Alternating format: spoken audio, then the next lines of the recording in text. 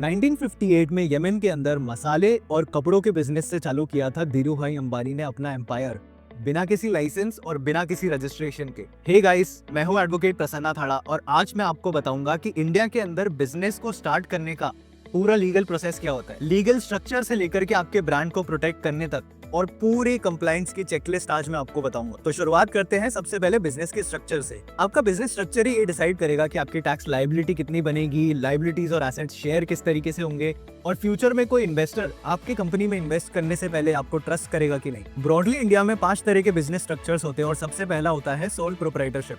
Start करने में बहुत ही आसान, लेकिन पूरी रिस्क और लायबिलिटी सिर्फ आपके सर पे। सेकंड होता है पार्टनरशिप बिजनेस, जिसके अंदर लायबिलिटी शेयर करते हैं 2 या उससे ज्यादा पार्टनर। थर्ड होता है LLP या फिर लिमिटेड लायबिलिटी पार्टनरशिप, जहाँ पे रिस्क भी लिमिटेड होता है और उसका कंप्लायंस भी बहुत आसान होता है। फोर्थ होता है private limited company, startups and future funding के लिए बेस्ट ऑप्शन। और पांचवा होता है 1% कंपनी।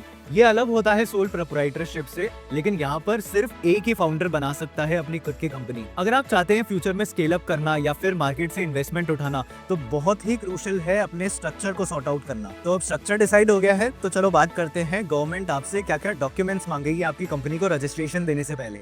कुछ बेसिक डॉक्यूमेंट्स हैं जो कि रजिस्ट्रेशन के लिए बहुत ही ज्यादा जरूरी होते हैं, जिसमें सबसे पहले आता है pan card. Pan card is useful for your taxation purposes. दूसरा होता है GST रजिस्ट्रेशन। जैसे ही आपका टर्नओवर 40 लाख से ऊपर जाता है, it is mandatory to register your firm with GST। अगर आप चाहते हैं कि आपकी फर्म को सारे सरकारी बेनिफिट्स मिले, तो तीसरा और सबसे इंपॉर्टेंट रजिस्ट्रेशन है MSME या फिर उद्यम रजिस्ट्रेशन। और चौथा आता है शॉप एंड एस्टैब्लिशमेंट लाइसेंस। अगर आप कोई भी शॉप खोलना चाहते हैं या ऑफिस प्रेमाइसेस से ऑपरेट करना चाहते हैं, इन चारों के बिना आपका बिजनेस ऑपरेट तो कर सकता है, लेकिन उसकी कोई लीगल आइडेंटिटी नहीं है। और अगर आपका बिजनेस कोई स्पेशलाइज इंडस्ट्री का है, जैसे फूड बिजनेस या फिर एक्सपोर्ट या इंपोर्ट का बिजनेस या फिर फार्मास्यूटिकल बिजनेस, तो आपको कुछ एक्स्ट्रा लाइसेंसेस भी लगते हैं। अब बात करते हैं बिजनेस स्पेसिफिक लाइसेंसेस के बारे में, जिनकी आपको बहुत ही ज्यादा जरूरत पड़ेगी अपने बिजनेस की लीगल आइडेंटिटी को सिक्योर रखने के लिए। अगर आपका बिजनेस फूड इंडस्ट्री से रिलेटेड है, तो सबसे जरूरी होता है FSSAI लाइसेंस लेना। अगर आप काम करते हैं एक्सपोर्ट या फिर इंपोर्ट के बिजनेस के अंदर, तो इसके लिए आपको एक्सपोर्ट एंड इंपोर्ट लाइसेंस लेना बहुत ही ज्यादा जरूरी है। यहीं पे आपका बिजनेस अगर फार्मास्यूटिकल्स या फिर कॉस्मेटिक्स में है, तो फार्मास्यूटिकल्स एंड कॉस्मेटिक्स के लिए भी सेपरेट लाइसेंस लेना जरूरी है। साथ ही साथ जरूरी है लोकल म्युनिसिपल बॉडी से ट्रेड लाइसेंस लेना। मान लीजिए आप कोई इंडस्ट्री या फिर फैक्ट्री रन कर रहे हैं, तो आपके लिए बहुत ही जरूरी है फायर NOC और पोल्यूशन NOC लेना। हर इंडस्ट्री के लिए अपने अपने सेपरेट रेगुलेशंस और लॉज होते हैं, और जरूरी है कि सारे के सारे रेगुलेशंस आपके बिजनेस को रन करने के लिए जो भी जरूरी है, उन्हें फॉलो किया जाए और कंप्लाई किया जाए। आइए अब बात करते हैं आपके बिजनेस के सबसे इंपॉर्टेंट एसेट की, आपके ब्रांड के नाम की। मान लीजिए अपने बिजनेस को रन करने के लिए आपने एक बहुत ही यूनिक नाम तो चूज कर लिया, लेकिन अब उसे ट्रेडमार्क कराना भी जरूरी है। ट्रेडमार्क रजिस्ट्रेशन आपने अगर सही टाइम पे सिक्योर नहीं किया, तो आपके ब्रांड के यूनिक नाम को कभी भी कोई भी कॉपी कर सकता है। ये 3 इंटेलेक्चुअल प्रॉपर्टीज को सिक्योर करना आपके बिजनेस के लिए बहुत ही ज्यादा जरूरी है। सबसे पहला ट्रेडमार्क रजिस्ट्रेशन, जो आपके ब्रांड के नाम को सिक्योर करता है। सेकेंड इज कॉपीराइट, जो आपके बिजनेस से रिलेटेड सारे आर्ट वर्क और आपके एडवर्टीजमेंट्स या फिर बिजनेस से रिलेटेड सॉन्ग्स को प्रोटेक्ट करता है। तीसरा है डिजाइन रजिस्ट्रेशन, जो कि आपके प्रोडक्ट्स के यूनिक डिजाइन्स को प्रोटेक्ट करता है, और कई बिजनेस ओनर्स इस पर्टिकुलर इंटेलेक्चुअल प्रॉपर्टी को बहुत ज्यादा इग्नोर करते हैं। और आखिर में एक प्रो टिप कि अपने ब्रांड के नाम को डिसाइड करने से पहले एक ट्रेडमार्क प्रोफेशनल से ट्रेडमार्क सर्च रिपोर्ट जरूर बनवा ले, ताकि इन फ्यूचर आप इस रिस्क को अवॉइड कर सके कि ऑलरेडी कहीं उसी नाम से वही गुड्स एंड सर्विसेज में तो डील नहीं कर रहा है। चलिए, आपका ब्रांड तो अब सिक्योर है, लेकिन हर महीने लीगल मेंटेनेंस भी जरूरी है, जिसे कहते हैं कंप्लायंस। कोई बिजनेस या ब्रांड चलाना एक बार रजिस्ट्रेशन लेने और लाइसेंसेस का काम नहीं है। कंप्लायंस हर महीने के हिसाब से रिक्वायर्ड है।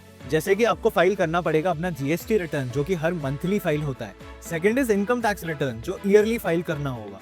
अगर आपकी कंपनी का स्ट्रक्चर प्राइवेट लिमिटेड या फिर LLP है, तो ROC फाइलिंग्स का भी ध्यान रखना होगा। उसी के साथ साथ जो एक बार लाइसेंसेस आपने सिक्योर कर लिए हैं, उनको टाइमली रिन्यू भी कराना पड़ता है। अगर इन कंप्लायंसेस में कहीं आपसे चूक होती है या डिले होता है, तो आपको डिलेड फीस भी भरनी पड़ सकती है और कई केसेस में पेनल्टीज भी लग सकती है। इतने सारे लीगल कंप्लायंसेस को मैनेज करने के लिए आपको बहुत सारे टूल्स की जरूरत होती है, और साथ ही साथ लीगल प्रोफेशनल्स की भी। एट लास्ट कुछ प्रो टिप्स आपके बिजनेस के लिए। अपने बिजनेस अकाउंट को अपने पर्सनल अकाउंट से हमेशा अलग रखो, ताकि आपके फाइनेंशियल रिकॉर्ड्स क्लियर रहें और अकाउंटिंग के अंदर कभी भी कोई इशू ना आए। बिजनेस के करंट अकाउंट को खुलवाने के लिए आपको नेसेसरी होगा PAN card, GST registration, incorporation certificate और उसके साथ साथ में address proof like sale deed या फिर इलेक्ट्रिसिटी या फिर यूटिलिटी बिल्स। उसी के साथ साथ में आप अपने बिजनेस के मैनेजमेंट के लिए कुछ स्मार्ट टूल्स भी यूज कर सकते हो, जैसे कि ज़ोहो या फिर टैली आपको मदद करेगा आपके बुक्स और अकाउंट्स को क्लियर रखने के लिए। और आईपी इंडिया वेबसाइट आपको मदद करेगी ना सिर्फ आपके ट्रेडमार्क को सिक्योर करने के लिए, बट ये भी सर्च करने के लिए कि कोई ऑलरेडी आपके नाम से ऑपरेट तो नहीं कर रहा है। बिजनेस रन करना एक बहुत ही कॉम्प्लिकेटेड चीज होती है। इसके लिए एक स्ट्रक्चर और एक स्मूथ मैकेनिज्म बनाना बहुत जरूरी है ताकि आपका बिजनेस स्मूथली रन कर सके। जब सब कुछ सेट हो चुका है तो एक फाइनल रोड मैप आपको बता देता हूँ आपके बिजनेस को स्मूथ रन करने के लिए। Step 1, choose a right business structure. Step 2, mandatory registrations को सिक्योर करना। स्टेप 3, अपने बिजनेस के स्पेसिफिक लाइसेंसेस को सिक्योर करना। Step 4, trademark, design and copyright registration से अपने ब्रांड की आइडेंटिटी को सिक्योर करना। स्टेप 5, मंथली कंप्लायंसेस को एक कैलेंडर में उतार करके डिलीजेंटली फॉलो करना। स्टेप 6, अपने बिजनेस का एक करंट अकाउंट ओपन करना। स्टेप 7, अब बिजनेस एस्टैब्लिश होने के बाद में स्मार्ट टूल्स का यूज करके अपने बिजनेस को स्मूथली रन करना। और आखिरी स्टेप, अपने बिजनेस के लीगल कंप्लायंसेस को सिक्योर करके एक कंसिस्टेंसी मेंटेन करना। आई होप ये वीडियो आपको बहुत ही हेल्पफुल लगा होगा। Comment box is open for you guys to post your own legal problems that you might have faced starting your own business. और सब्सक्राइब करना मत भूलना, क्योंकि इसी तरह के लीगल कॉम्प्लेक्स प्रॉब्लम्स को इजी तरीके से कैसे सॉल्व करना है वही मेरा काम है आपको सिखाना।